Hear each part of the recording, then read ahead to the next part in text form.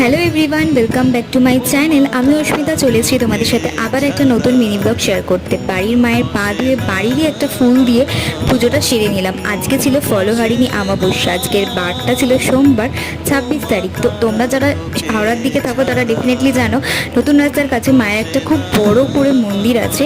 তো ওখানেই চলে গেছিলাম আমি পুজো দিতে। আর দেখতে পাচ্ছ লাইনটা কত দূর অবধি এসছে। পুরো মন্দিরের পিছন দিক থেকে ঘুরে আপ টু সামনের দিকে আসতে আমাদের 1 ঘন্টা টাইম লেগে গেছিলো। যাই হোক, মায়ের দর্শন তোমরা করে নাও। দেখতেই পাচ্ছ আমি অনেকটা পিছনের দিকে দাঁড়িয়ে আছি। এবার দেখো সামনে চলে এসেছি।